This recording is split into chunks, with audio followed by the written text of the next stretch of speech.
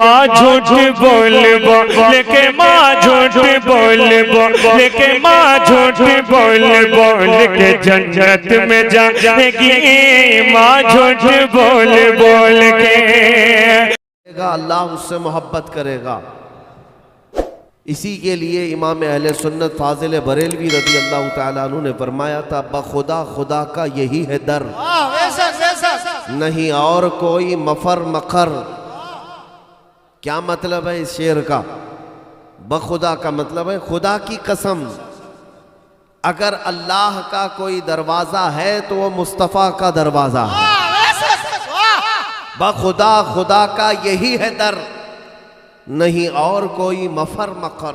Muffle कहते हैं भागने की जगह और मकर कहते हैं ठहरने की जगह। जो रसूल को छोड़ेगा दुनिया में न भागने की जगह है न ठहरने की जगह है, कोई जगह नहीं है। और अगर कोई कहता है कि रसूल को छोड़कर मैं डायरेक्ट अल्लाह के पास जाऊंगा, तो उसके बारे में फाजिल बरेलवी फरमाते हैं, जो वहां से हो यहीं आके हो, जो यहां नहीं तो वहां नहीं।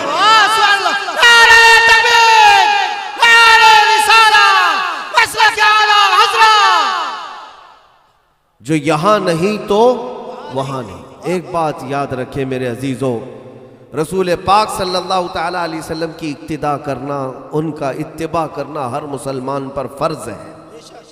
मैं आज दो चंद बातें आपके सामने अर्ज करके जाता हूं। हमारी हर चीज के लिए सहाबा इकराम सबसे बेहतरीन आइडियल है। सहाबा को देख करके हमारी शरीयत चलेगी, ना कि कोट पैंट वालों को देख कर चलेगी।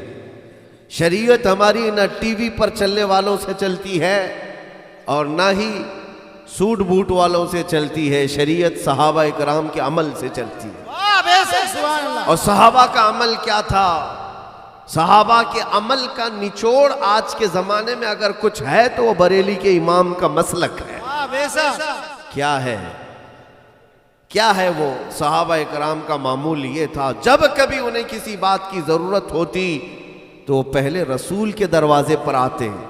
अगर रसूल हां कह देते तो अल्लाह भी कबूल करता।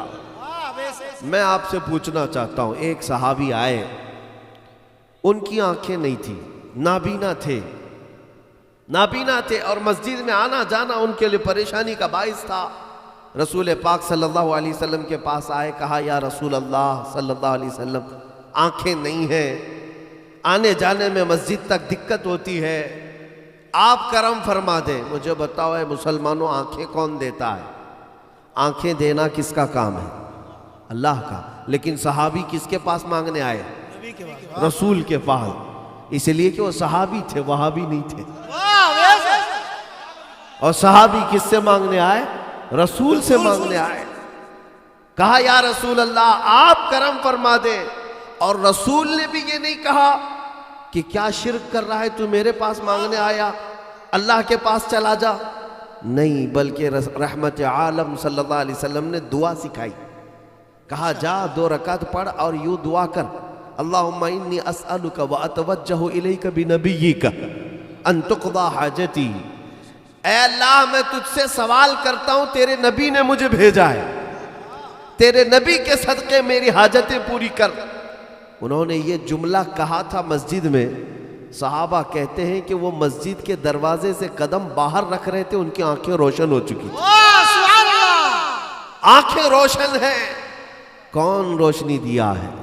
ये मुस्तफ़ा के दरबार में सहाबा ने आकर हमें सिखाया, ऐ मोमिनो, देता तो अल्लाह ही है लेकिन दरवाजा मुस्तफ़ा का होता है। इसीलिए बरेली के इमाम ने हमें सिखाया, आंख अता कीजिए उसमें जिया दीजिए, आंख अता कीजिए उसमें जिया दीजिए, जलवा करीब आ गया तुम पे करोड़ों।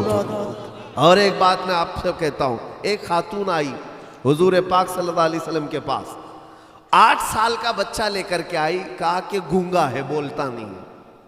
क्या है? गूंगा ही कहते ना आप जिसको बोलना नहीं आता। खातून आई उसके गूंगेपन की शिकायत लेकर के कि या रसूल अल्लाह, इसका कुछ तो कर दें आप। फिर मैं आपसे सवाल करता हूं, ऐ सुन्नी मुसलमानों, बताओ बोलने की ताकत कौन देता है? अल्लाह। सबको पता है ना, अल्लाह ही देता है। लेकिन वो सहाबिया कहां आई? मुस्तफ़ा के पास आई, रसूल के पास आई। अरे वो सहाबिया काने काबा का गिलाफ पकड़ करके कहती कि मौला तू मेरे बच्चे को जुबान दे दे। सहाबा ने ये सिखाया कि हाँ अल्लाह ही देता है लेकिन मुस्तफ़ा के वसीले से देता है। ये सहाबा का तरीका है। वो सहाबिया आई, कहने लगी कि या रसूल अल्लाह मेरा बच्चा 8 साल का है, गूंगा है, बोलता नहीं है। अब सुनो मेरे अजीजों, क्या इलाज कराया मेरे आका ने, कौन सी दवा दी, क्या माजूम चटाया, कोई खमीरा लगा दिया? नहीं। क्या दवा दी, क्या दुआ दी, क्या वजीफा पढ़ा? कुछ नहीं। उस खातून से कहा कहाँ है तेरा बच्चा? बच्चे को हाजिर कर दिया। बच्चा सामने आया, 8 साल का बच्चा है। रसूल पाक सल्लल्लाहु तआला अलैहि वसल्लम ने सामने उस बच्चे को बिठाया और सामने बिठा करके सिर्फ इतना कहा, ऐ बच्चे, उससे कहा या साबिक मन अना, ऐ लड़के बोल मैं कौन हूं? हुजूर ने इतना सवाल ही किया था, वो पैदाइशी गूंगा बच्चा बोल पड़ा अशहदु अन्नका मुहम्मदन रसूलुल्लाह।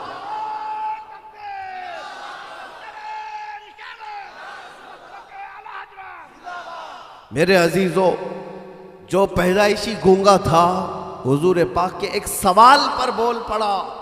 मुझे ये बताओ फिर सहाबा इकराम हुजूर के दरबार में क्यों आते थे?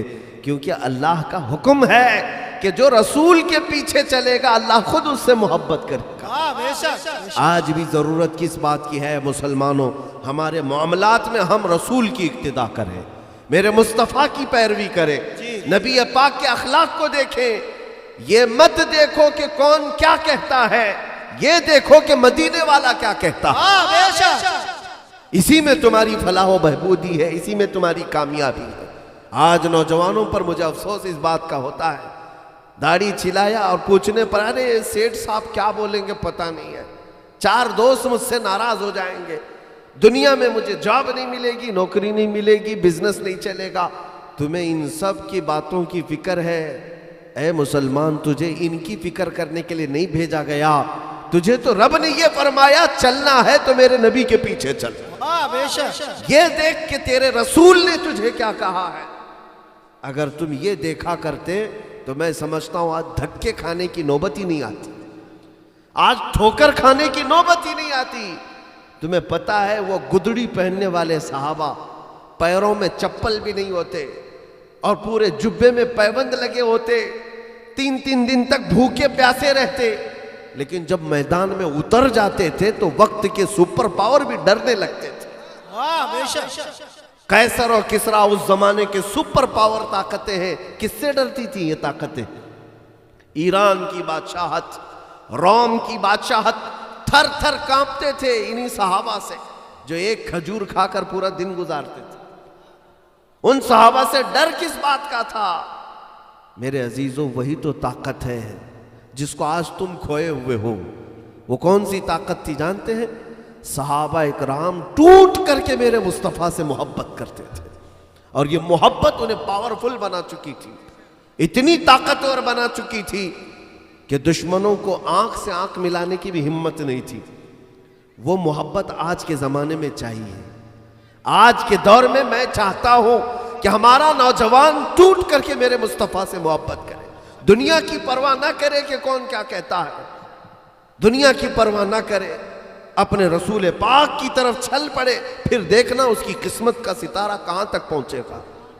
एक बार मक्का के मुशरिकीन ने और बड़े बड़े पैसे वालों ने अपने एक गुलाम को भेजा, अपने कासिद को भेजा कि जाओ मोहम्मद और उनके साथियों को देख करके आओ कितने हथियार जमा किए हैं, क्योंकि ये कैसर और किसरा को खत्म करने की बात करते हैं। तवज्जो है, बात खत्म करो। कैसर और किसरा को खत्म करने की बात करते हैं ये मोहम्मद सल्लल्लाहु अलैहि वसल्लम के नौजवान सहाबा। इनके पास क्या हथियार है, देख करके आओ।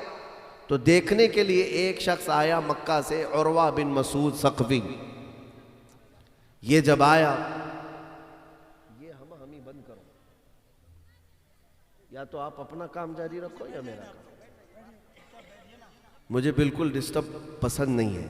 रसूल पाक की जब बात हो रही है तो हादीस में तो ये फरमाया जाता है कि परिंदे भी खामोश हो जाते हैं। तो उम्मतियों को कितना अदब करना चाहिए, जो अपने नबी पर जान देने वाले हैं वो हरकतें ना करें। बहरहाल मैं बात ये अर्ज कर रहा था कि मक्का से एक कासिद आया ये देखने के लिए कि ये मोहम्मद के साथी कौन सी ताकत जमा किए हैं जो ईरान और रोम को ख़त्म करने की बात करते हैं, कितना इनके पास पावर है। ये देखने के लिए जब वो कासिद आया तो क्या देखा, कुछ भी ताकत नहीं थी। ये तो पैबंद लगे कपड़े पहने हुए हैं, किसी के पास पूरे कपड़े नहीं चादर ओढ़े हुए हैं, लेकिन एक बात उस कासिद ने देखा।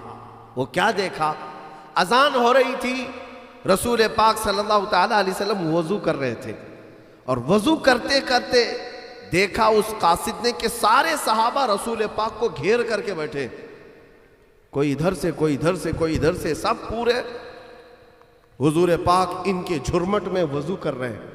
वो कासिद जो था मुशरिकीन काफिरों की तरफ से आया, उसने पूछा ये क्या हो रहा है, तो किसी सहाबी ने कहा रसूलुल्लाह वजू कर रहे हैं जी, हुजूर पाक वजू कर रहे हैं। तो उसने कहा वजू कर रहे हैं तो फिर तुम क्यों जमा हुए हो। उसने भीड़ हटा करके देखा तो ये सहाबा क्या कर रहे थे जानते हैं, अल्लाह के नबी जब वजू करते थे, कुल्ली करें, नाक का पानी झाड़ें या चेहरा धोएं, तो ये सहाबा अपने अपने हाथ आगे कर लेते थे, दामन आगे कर लेते थे। रसूल पाक के वजू का कतरा जो भी गिरता था वो सहाबा अपने हाथों में ले लेते, कोई उसको चेहरे पर मल लेता, कोई अपने बदन पे मल लेता, जो कपड़ों पर ले लेते उसको पूरे जिस्म पर मल लेते और फिर मुस्कुराते हुए जाते कि हमें हर बीमारी से शिफा मिल गई। हुजूर पाक के वजू का एक कतरा भी वो सहाबा नीचे गिरने नहीं देना चाहते थे। वो उर्वा बिन मसूद ज़क़फ़ी जो था वो मुशरिकीन की तरफ से कासिद बन करके आया, वो वापस गया अपने गुरु घंटालों के पास और कहा मोहम्मद के साथियों से लड़ने का इरादा छोड़ दो।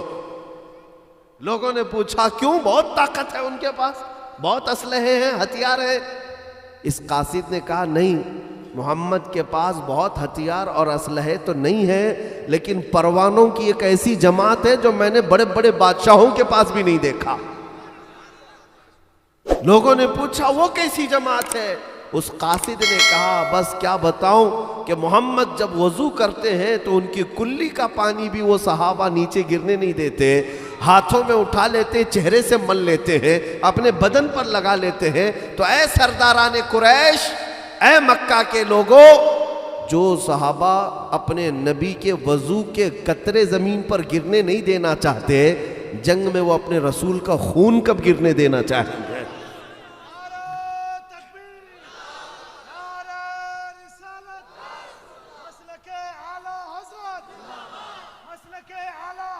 जिंदाबाद। यही सहाबा का तरीका हमारे लिए सबसे बेहतरीन आइडियल है। ऐ मेरे अजीजों, कुरान कहता है कि अगर तुम अल्लाह तक पहुंचना चाहते हो, अल्लाह से मोहब्बत करना चाहते हो, तो रसूल के पीछे चलो, हुजूर से मोहब्बत करो, अल्लाह खुद तुमसे मोहब्बत करेगा। और ऐसी मोहब्बत करेगा कि एक बार नबी पाक ने सिर्फ पुकारा था सहाबा को कि मक्का वाले जालिम 1000 लोगों से ज्यादा मक्का से निकल चुके हथियार लेकर के, हाथी, घोड़े, ऊंट और तलवार, भाले, नेज़े सब लेकर निकल पड़े हैं मदीने पर हमला करने के लिए। हुजूर ने पुकारा अपने सहाबा को, तुम भी चलो मदीने से बाहर, उनका रास्ता रोकते हैं। कितने थे? 313 थे। इनमें सबके पास ना तलवार थी ना हथियार थे, कुल सबके पास मिला करके जो 4 या 5 घोड़े थे, बाकी सब तो पैदल चल रहे थे।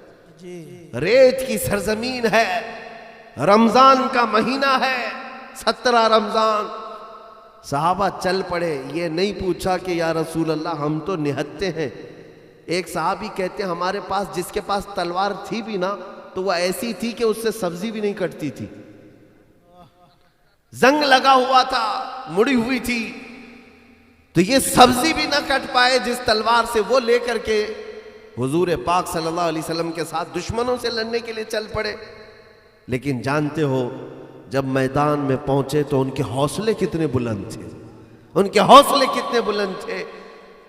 वो सहाबा दूसरे दिन जब जंग शुरू हुई 17 रमजान की, जिसको जंगे बदर कहा जाता है, इस्लाम की तारीख की पहली जंग है, और उसमें उन सहाबा ने साबित कर दिखाया कि तादाद से कुछ नहीं होता, जो कुछ होता है रहमान की मदद से होता है।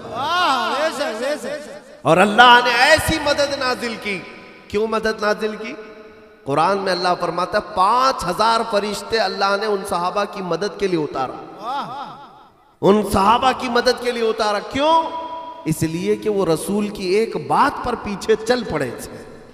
जो रसूल पाक की एक बात पर पीछे चल पड़े, अल्लाह उसकी मदद के लिए फरिश्ते भी उतारता है। आज तुमने कितनी हदीसें सुन ली, कितनी हदीसें सुनी कि रसूल पाक को क्या चीज पसंद है, क्या चीज नापसंद है। अगर तुम हुजूर की बात को सुन करके चल पड़ते, अल्लाह तुम्हारे घर में भी मदद नाजिल करता। तुम्हें पता है कुछ चीजें छोड़ना मुश्किल तो है, लेकिन सहाबा को देखो। हजरत अनस फरमाते हैं उनकी उम्र 10-12 साल की थी जब अभी शराब हराम नहीं हुई थी मदीने में। सब लोग शराब पीते थे, शराब अभी पूरी हराम नहीं हुई थी। हजरत अनस कहते हैं मैं एक कहवा खाने में शराब के प्याले भर भर कर देने का काम किया करता था, जैसे चाय के होटल में काम होता है। तो मदीने में साहबा भी थे, दीगर लोग भी थे, शराब के प्याले हाथ में लिए बैठे थे। हजरत अनस कहते हम शराब भर कर दे रहे थे। अचानक मदीने के गलियों में एक निदा देने वाले ने आवाज दी, या अय्युहल मुस्लिमून, क़ाल रसूलुल्लाह सल्लल्लाहु अलैहि वसल्लम हुर्रिमतिल खमर। ऐ मुसलमानों, अल्लाह के रसूल ने आज फरमाया है, ऐलान किया है कि शराब हराम हो गई, शराब हराम हो गई। बाहर मदीने की गलियों में एक डिंडोरची ने आवाज लगाई, लेकिन जो कहवा खाने में बैठे थे, जिनके हाथों में शराब के प्याले थे, हजरत अनस कहते हैं जिसने जहां तक उठाया था वहीं से उसको छोड़ दिया। किसी के होंठों तक लगा था वहां से फेंक दिया।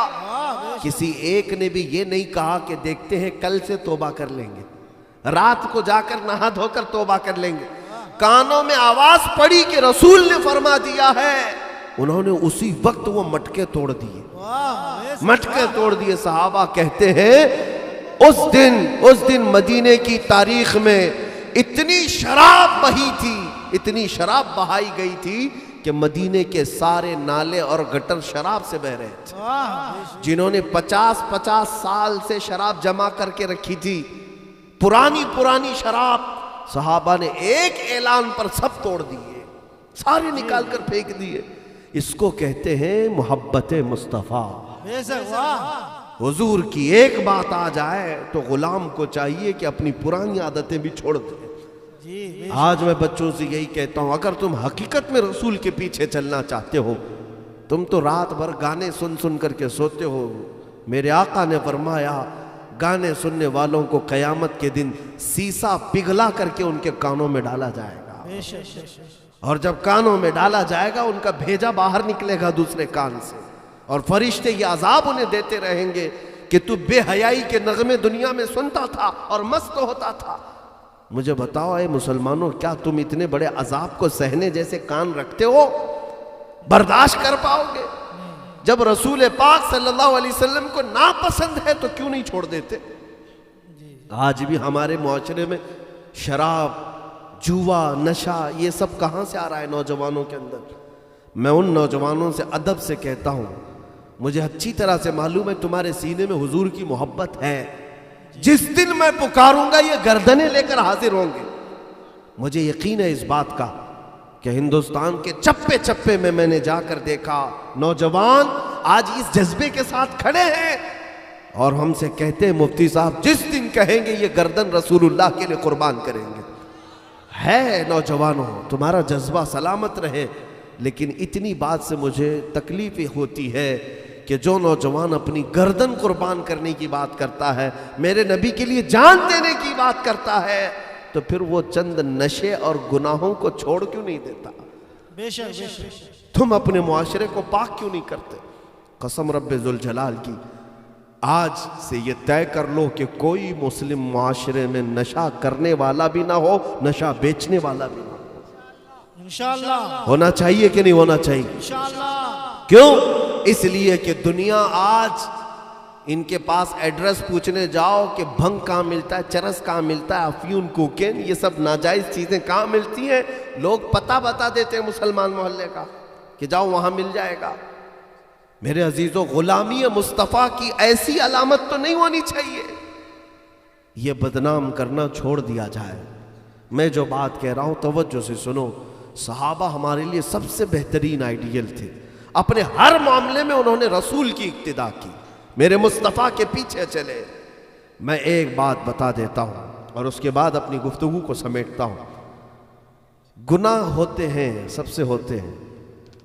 एक सहाबी हुजूर के पास आए, हजरत माइज असलमी, रोते रोते आए, कहा या रसूल अल्लाह, मुझसे बड़ा गुनाह हो गया, मुझे पाक कर दीजिए, मुझे पाक कर दीजिए। गुनाह होने के बाद यहाँ सीना चौड़ा करके घूमने वालों, तवज्जो से सुनो, उनसे खता हो गई तो करीब आए। हुजूर ने पूछा, माइज तुझसे क्या गलती हुई, क्या गुनाह हुआ? उन्होंने कहा, बता नहीं सकूंगा, बहुत भयानक गुनाह हो गया है।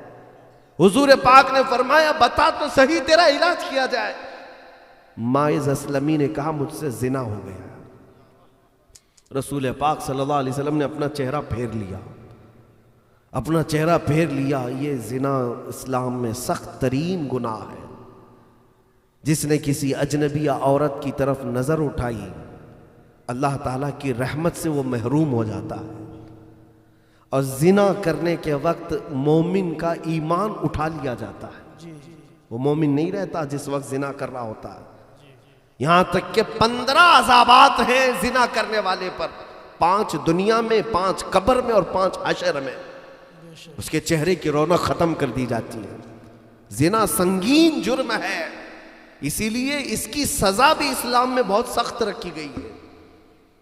संसार करके खत्म कर दिया जाए, या अगर गैर शादीशुदा है तो कोड़े मारे जाए। यह सख्त तरीन सजा है। इतने कोड़े, 100 कोड़े मारने तक तो आदमी मर जाता है। यह जिना की सजा क्यों मेरे अजीजों? ये बहुत भयानक जुर्म है। इससे बरकतें खत्म हो जाती हैं, रिज्क का सारा सामान खत्म हो जाता है, और अल्लाह की नाराजगी उस कौम पर होती है जिसमें जानी रहते हैं। सब की बात नहीं कर रहा, एक भी जानी रहता है तो मौला पूरी कौम पर नाराज होता है, गजबनाक होता है। सुनो, हजरत माइज असलमी जब आए, उन्होंने कहा तो हुजूर ने चेहरा फेर लिया, वो रोने लग गए। कहा, या रसूल अल्लाह, तुझसे जो मुंह छुपाऊं तो करूं किसके सामने? क्या और किसी से तवक्को नजर की है? बद हैं तो आपके, भले हैं तो आपके, टुकड़ों पे यही के पले, रुख किधर करे? उस सहाबी ने जब ये कहा, ये मैंने तर्जुमानी की है आला हज़रत के अशार में। सहाबी ने कहा, आका आप मुझे पाक कर दें। रसूल पाक सल्लल्लाहु अलैहि वसल्लम ने अब पूछा, माइज होश में बोल रहे हो, होश में बोल रहे हो? 3 बार पूछने के बाद उन्होंने कहा, हाँ होश में कह रहा हूं। हुजूर ने पूछा, तुम्हें पता है इस्लाम में इसकी सजा क्या है? उन्होंने कहा, हाँ या रसूल अल्लाह, संसार, पत्थरों से मार मार करके हिलाक कर दिया जाए। हुजूर पाक ने जब ये तीनों बातें पूछ ली, इत्माम हुज्जत हो गया। तो सहाबा से हुजूर ने फरमाया कि जाओ माइज को ले जाओ और इसे संसार कर दो। सुनो मेरे अजीजों, उस सहाबी को अगर चाहते तो छुपा ले जाते, किसी को नहीं बोलते, लेकिन उन्हें पता था अल्लाह उस वक्त तक राजी नहीं होगा जब तक मुस्तफ़ा राजी ना हो जाए। वो आए कहां? मुस्तफ़ा के दरबार में आए। गुनाह हुआ है लेकिन सीधे काबे में नहीं गए, मुस्तफ़ा के पास आए, नबी पाक के पास आए। अब तवज्जो चाहता हूं, हुजूर रहमतुल लिल आलमीन भी है, दिल की नरमी भी है। खुद मेरे आका संसारी में नहीं गए, सहाबा को भेज दिया। सहाबा लेकर के गए जबल अनम, एक पहाड़ी है मदीने में, ऊपर से उनको धकेल दिया गया और पत्थरों से उनके ऊपर बारिश हुई, इतनी हुई कि उनकी रूह निकल गई। जब सहाबा वापस आए तो रसूल पाक सल्लल्लाहु ताला अलैहि वसल्लम गमगीन बैठे हुए थे। पूछा सहाबा से, जब माइज को मारा जा रहा था तो उसकी क्या कैफियत थी? तो सहाबा में से एक सहाबी हजरत खालिद बिन वलीद बढ़ करके कहते हैं, या रसूल अल्लाह, मेरे हाथ में ऊंट की एक हड्डी थी, मैंने ले करके उस पर मारा तो उसकी खोपड़ी पर लगा और खून का फव्वारा मेरे जिस्म पर आ गया। मैं ये कह करके पीछे हट गया, ये किस पापी का खून लग गया। मेरे आका नाराज हुए और खड़े हो गए, कहा खबरदार खालिद ये जुमला मत कहो। जब माइज को तुम मार रहे थे वो क्या कह रहा था? सहाबा ने कहा, वो कह रहे थे, या रसूल अल्लाह रहम की एक निगाह, या रसूल अल्लाह रहम की एक निगाह। तो मेरे आका की आंखों में आंसू आ गए। कहा, तुमने माइज को छोड़ क्यों नहीं दिया? तुम्हें पता है कि उसने ऐसी सच्ची तौबा की है कि जिब्राइल अमीन अभी आए थे और ये पैगाम लेकर के आए थे, या रसूल अल्लाह, आपके दरबार में माइज आया और ऐसी तौबा किया कि उसकी तौबा की वजह से अल्लाह ने पूरे मदीने वालों के गुनाह माफ किए।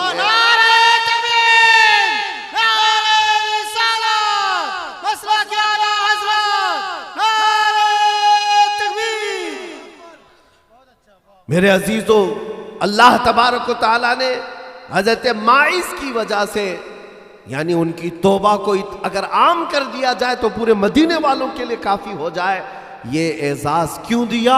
इसलिए कि वो सहाबी मेरे मुस्तफ़ा के पास आए।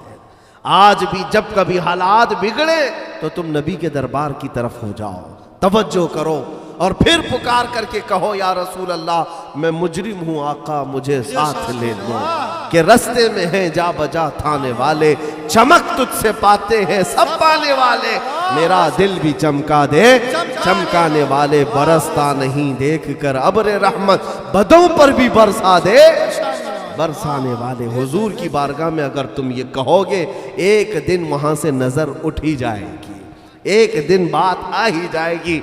इसलिए कि हमने देखा है, अगर कोई कंटिन्यू दरवाजा खटखटाता है, दस्तक देता है, तो अंदर वाला एक ना एक दिन दरवाजा खोल ही देता है। ये दुनिया का मामूल है। मेरा रसूल तो माओ से ज्यादा अपनी उम्मत से मोहब्बत करता है।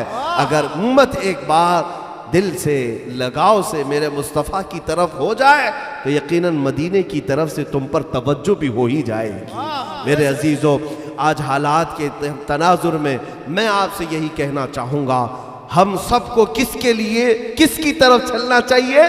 रसूल पाक की तरफ। मेरी पूरी तकरीर का अगर लुब्बे लुबाब, खुलासा, निचोड़ निकालेंगे तो एक शेर में मैं अर्ज कर देता हूँ। मेरी गुफ्तगू का पूरा पूरा खुलासा वो मुर्शिद बरहक ताज शरिया बदर तरीका शहजादा आला हजरत के इस कलाम में मौजूद है।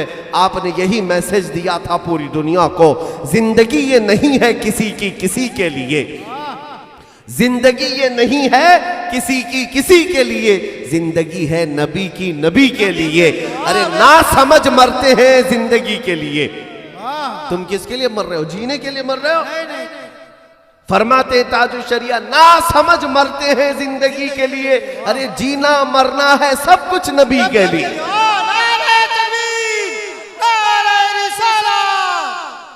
आज के बाद से है सुन्नी नौजवानों, इस इलाके में रहने वाले या दूर दराज से आए हुए सुन्नी गयूर नौजवानों, एक अहद लेकर के जाऊंगा। आज ये अहद करके उठना, आपके बाद जीऊंगा तो मेरे मुस्तफा के लिए जीऊंगा। किसके लिए जिएंगे? अपने नबी पाक के लिए जिया करेंगे। दुनिया क्या कहती है उसकी हमें कोई परवाह नहीं। दुनिया अगर हमें पागल कहे तो ठीक है, तुम पागल कहते रहो, एक दिन आएगा यही पागल तेरी गर्दन पर कदम भी रखेगा।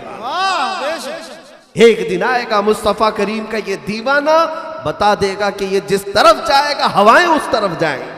आज बात सिर्फ इतनी है कि ये दीवाने अपना रुख कहीं और मोड़ लिए हैं। जिस दिन इनका रुख मदीने की तरफ हो गया, फिर सारी दुनिया का रुख इसके कदमों की तरफ होगा, इसके कदमों की तरफ होगा। ऐ सुन्नी मुसलमानों, आप अपने घरों में ऐसे बच्चे बनाओ, अपने बच्चों की तरबियत ऐसी करो जो सीना तान करके ये कहे फख्र के साथ कि मुझे इस बात में ऐब नहीं महसूस होता, ना मुझे शर्म और झिझक आती है। बाजार में खड़े करो, मस्जिद में खड़े करो, दुकान पे खड़े करो, मकान पे खड़े करो, हर जगह मैं फख्र से कहूंगा अल्हम्दुलिल्लाह मैं गुलाम मुस्तफा हूं। फख्र है या नहीं इस बात पर? अपने नबी पाक के गुलाम होने पर फख्र है या नहीं? हाँ, ऐसे बच्चे, ये नहीं कि टोपी छुपा लिया, दाढ़ी मुंडा लिया, कपड़े इधर कर लिया, अरे पता नहीं वो क्या समझेगा, मुसलमान समझेगा, समझने दो और अच्छी बात है। ऐसा बनो कि हकीकत में तुम मुसलमान लगो, छुपो नहीं, लगो, जाहिर करो कि हम अल्लाह के बंदे हैं और रसूल के उम्मती हैं, और हम अल्हम्दुलिल्लाह किसी चोर कौम से नहीं है, बुज़दिल कौम नहीं है कि डर डर करके जिएंगे। इसीलिए मैं बबांगे दोहल ऐलान करता हूँ। आज तो साल भर के बाद मैंने हिंदुस्तान भर में अब ये देखा है, साल भर के करीब हो गया, एक गुस्ताख रसूल पाखंडी जो दिल्ली की सरजमीन से अपने गुफे में बैठकर बार बार मेरे नबी पाक की शान में भौंकता था। भौंक भौंक करके वो ये समझता था कि हिंदुस्तान के मुसलमान मर गए हैं। जालिम कुत्तों को पता नहीं अभी नबी पाक के गुलाम जिंदा हैं, अभी जिंदा हैं और आंख से आंख मिलाकर बात करने की हिम्मत रखते हैं। इन कुत्तों ने अभी ये समझा है कि ये मर गए। अल्हम्दुलिल्लाह हमारी माओ ने सिर्फ दूध नहीं इश्क रसूल भी पिलाया है। या रसूल अल्लाह, जिंदाबाद, अल्लाह अकबर, या रसूल अल्लाह। मैं आपसे यही कहना चाहता हूं, ऐ नौजवानों, इनकी बात की तरफ तवज्जो मत करना। ये आए हैं इस्लाम का विनाश करने के लिए, इस्लाम को जड़ से खत्म करने की बातें, 20 लाख मुसलमानों को कत्ल करने की बातें। इन जालिमों को आज तक अपने बदन की खुजली नहीं मिटा सकी, या अपने बदन की खुजली नहीं मिटा सकते, इस्लाम मिटाने चले। अजीजान गिरामी, इतनी बात याद रखो कि जब 14वीं का चांद बहुत ज्यादा चमकता है तो खामखा कुछ कुत्ते ऊपर देखकर भौंकने लगते हैं। कभी समझा आपने इस कुत्ते का चांद से क्या ताल्लुक है? चांद ने इस कुत्ते का क्या बिगाड़ा है? लेकिन कुत्ता खामखा भौंकता है चांद को, उसकी चमक उसे अच्छी नहीं लगती, उसकी रोशनी उसे अच्छी नहीं लगती। इसी तरह मेरा दीन इस्लाम आज आबो ताब के साथ चमक रहा है, और मेरे इस दीन इस्लाम की रोशनी कुछ कुत्तों को अच्छी नहीं लगती, तो खामखा इसकी तरफ देखकर भौंकते हैं। लेकिन इनके भौंकने से न इस्लाम कल कुछ कम हुआ था, न आज कम होगा। और मेरे मुस्तफ़ा की शान तो ये है, या रसूल अल्लाह, तू घटाए से किसी के न घटा है न घटेगा। जब बढ़ाए तुझे अल्लाह ताला तेरा, मिट गए मिटते हैं मिट जाएंगे आदा तेरे, न मिटा है न मिटेगा कभी चर्चा तेरा। इन गुस्ताखों के बाप दादे भी मर गए, इनकी नस्लें भी खत्म हो जाएंगी, इनके पाखंड भी खत्म हो जाएंगे, न नाम याद रहेगा न निशान याद रहेगा। लेकिन अगर दुनिया में कुछ रहेगा तो रहेगा यूं ही उनका चर्चा रहेगा, रहेगा यूं ही उनका चर्चा रहेगा। अरे पड़े खाक हो जाएं जल जाने वाले, खाक हो जाएं अदू जल कर, मगर हम तो रजा दम में जब तक दम है जिक्र उनका सुनाते जाएंगे। वाखिर दावाना अल्हम्दुलिल्लाह।